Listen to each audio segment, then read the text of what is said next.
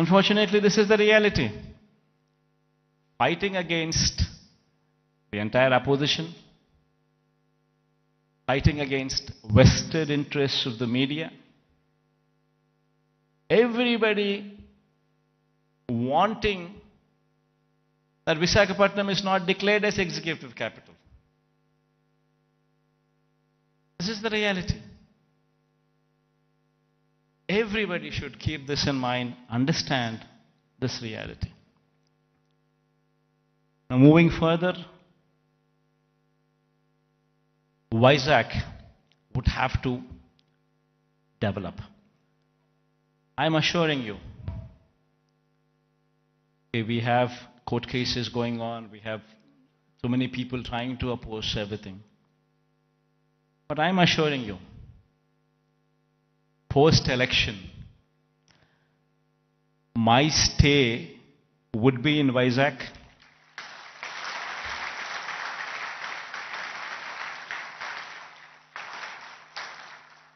In fact, my swearing-in ceremony also would be in Vizag.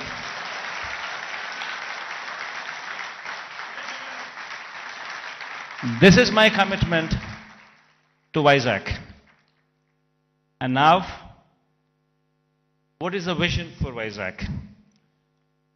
See, we need to have a 10-year vision. We would have to own this city,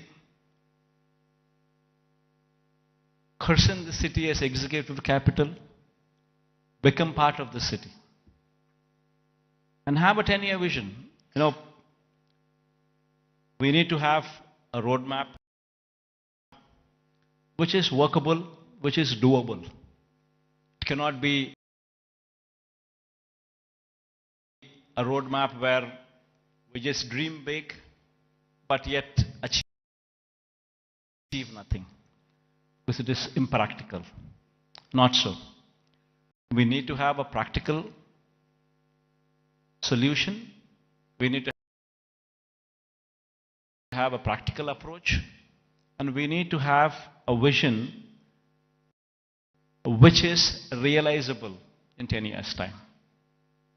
Of course, this vision is one vision which cannot be alone done by the state government. It would have to be the state government, it would have to be the central government, it would have to be a PPP model, it would have to be encouraging private people also to become part of the vision.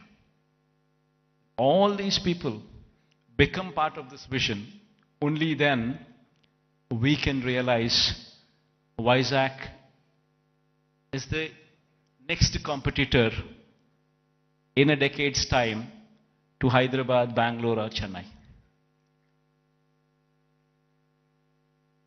In fact,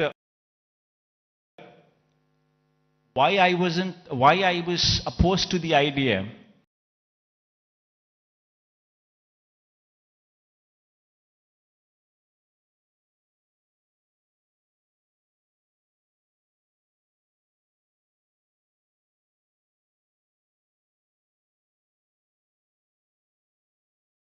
there.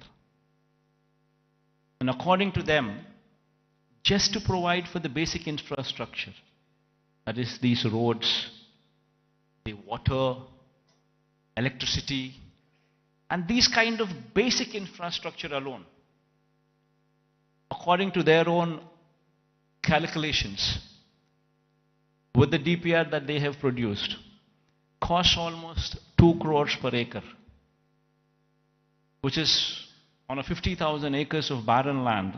If one were to just lay these basic infrastructure requirements put in place, we're talking about 1 lakh investments, 1 lakh crores of money, which would have to be put in before any buildings could come up, or before we could talk about anything else other than the basic roads or the basic electricity or the basic water or the basic stuff. Now, per se, does anybody have 1 lakh crores to be pumped in? And if this 1 lakh crores were to be pumped in today, it's going to cost 1 lakh crores. But if this 1 lakh crores would be pumped in maybe in 20 years' time, presuming 5,000 crores of outlay every year, approximately, what one could actually probably afford. So there's nothing there. Then you're talking about 20 years. Then in 20 years' time, 1 lakh crore probably would become 7, 8 lakhs or 10 lakh crores. The expenditure what you thought about as 1 lakh crores today, in 20 years would actually be 10 lakhs, 15 lakhs. Probably the net present value calculations of probably 1 lakh crores 20 years down the line would probably be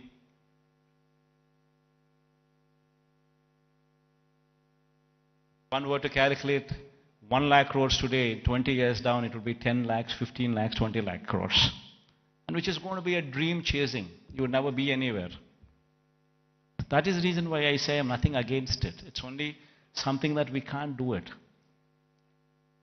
Whereas here in Vizag, we have a place which already has this basic infrastructure put in place. We already have roads. We already have good roads. We already have electricity, good electricity. We have good water connections. We have good everything. Basic infrastructure is already put in place. So all what we need to do is, given that finishing touches, just give it a little bit of finishing touches, and it would transform into something much, much, much bigger. And what are those finishing touches that we need to give? An iconic secretariat. The moment we shift here,